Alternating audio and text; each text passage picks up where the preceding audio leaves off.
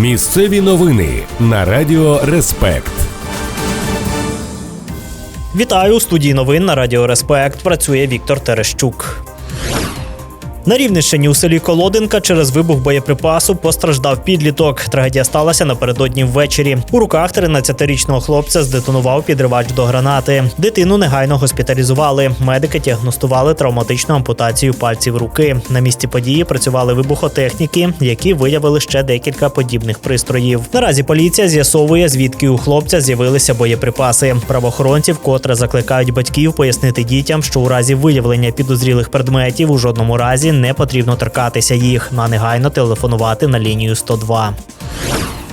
У Шепетівці під колеса автівки потрапив літній пішохід. Аварія сталася напередодні вдень на вулиці Захисників України. 20-річний водій БМВ збив 82-річного пенсіонера, який перетинав дорогу. У результаті наїзду чоловік отримав травми. Його госпіталізували до Шепетівської лікарні. Наразі слідчі відкрили кримінальне провадження та встановлюють усі обставини дорожньо-транспортної пригоди.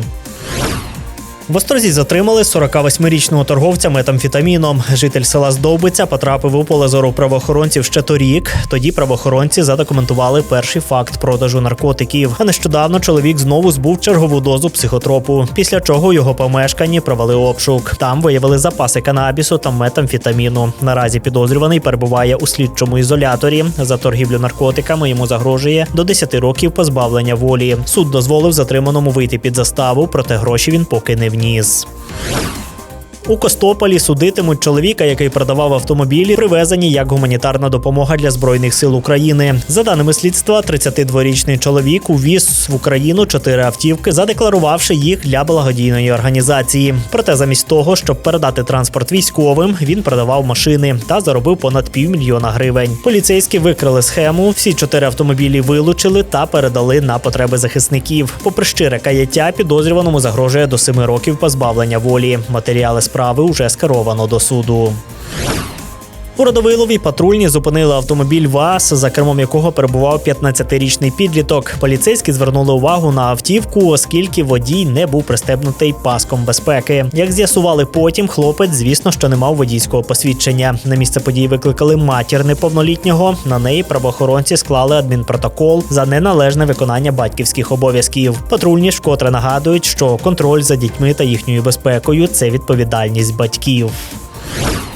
На Хмельниччині судитимуть директора кар'єра за масштабне розкрадання надр. Протягом 2 років на території Кам'янець-Подільського району підприємство незаконно видобувало вапняк. Як встановили слідчі, директор організував видобуток майже 240 тисяч тонн породи. Це у 5 разів більше, ніж дозволяла ліцензія. Продавши надлишок, керівник заробив майже 19 мільйонів гривень. Проте збитки держави та довкіллю оцінюються у суму 240 мільйонів. Аби їх відшкодувати, на майно обвинуваченого було накладено арешт за незаконний промисел та відмивання грошей, йому загрожує тривалий термін ув'язнення. Радіаційний фон на Хмельницькій атомній електростанції у межах норми. За повідомленням інформаційного центру ХАЕС, показники на промайданчику та в 30-кілометровій зоні спостереження відповідають нормальній експлуатації енергоблоків та не перевищують природного фону. Це всі новини на цю мить. У студії Радіо Респект для вас працював Віктор Терещук. Не перемикайте, залишайтеся разом з нами, бо ви на правильній хвилі.